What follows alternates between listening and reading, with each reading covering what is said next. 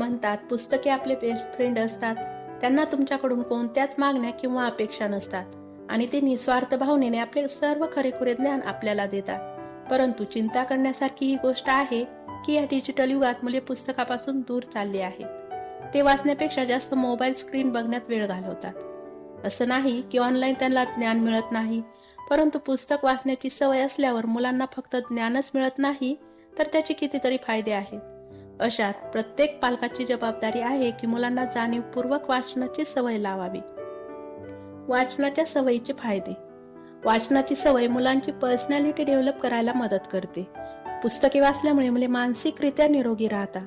त्यांची सर्जनशीलता वाढून त्यांची जास्त वेळ फोकस करण्याची क्षमता वाढते. त्यांची कल्पनाशक्ती इतर मुलांपेक्षा खूप वाढते. नियमित वाचन करणारी मुले जास्त सर्जनशील असतात. त्यांच्या स्मरणशक्तीत तसेच विचार करण्याच्या क्षमतेत सुधारणा होते. याबरोबरच मुले अनेक नवीन शब्द शिकतात, त्यामुळे त्यांच्या आत्मविश्वासामध्ये वाढ होते. पुस्तके हे ज्ञानाचे भंडार आहे. जेव्हा मुलांना हे मिळते तेव्हा त्यांच्या कम्युनिकेशन स्किलमध्ये सुद्धा सुधारणा होते, म्हणजे संवाद कौशल्य वाढते.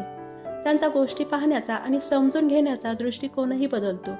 वाचनाची सवय निरोगी मनोरंजनासारखी आहे, जी आपल्याला नैतिक मूल्यही शिकवते. यासारखे वाचनाचे खूप सारे सकारात्मक फायदे आहेत. या 4 सवयी मुलांमध्ये वाचनाची सवय लागावी यासाठी मदत करते. 1. मुलांबरोबर तुम्ही सुद्धा वाचन करत बसा, कारण मुले नेहमी जे काम करतात ते काम करताना ते पालकांना बघतात. अशा तऱ्हेने तुम्हाला मुलांमध्ये वाचनाची आवड लावायची असेल तर तुम्हालाही मुलांसोबत बसून वाचन करावे लागेल. याच्यासाठी मुलांना वाचनाचे वातावरण द्या. घरामध्ये अशी जागा निवडा जिथे शांत, आरामदायक वाटेल, तसेच उजेडही असेल. 2. Interactive stories telling. संवादात्मक कथा सांगितल्यास मुलांमध्ये आवड निर्माण होईल, कारण मुले ही मुळातच जिज्ञासू असतात. वाचनाची सवय लावण्यासाठी आपण याची मदत घेऊ शकता. मुलांना संवादात्मक गोष्टी सांगा, मध्ये मध्ये त्यांना प्रश्नही विचारा. त्यांच्या जिज्ञासू वृत्तीला चालना द्या, म्हणजेच मुलांना वाचन करण्यास प्रोत्साहन मिळेल. 3. मुलांच्या भावना सुद्धा समजून घ्या. पालक शक्यतो त्यांना आवडणाऱ्या पुस्तकामध्ये मुलांना आवड निर्माण करण्याचा प्रयत्न करतात. त्यामुळे मुलांना ते ओझं असल्यासारखे वाटते. त्यापेक्षा मुलांच्या भावनांना समजून घ्या. त्यांना आवडणारी पुस्तके निवडा. काही मुलांना डायनासोर, काल्पनिक गोष्टी, सुपर हिरो, तर काहींना परी किंवा राजकुमारी यांच्यासारख्या गोष्टी आवडतात. त्यामुळे मुलांना त्यांच्या आवडीनुसार पुस्तके घेऊ द्या.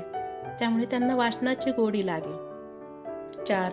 पुस्तके आणि वास्तविक जगाला जोडा.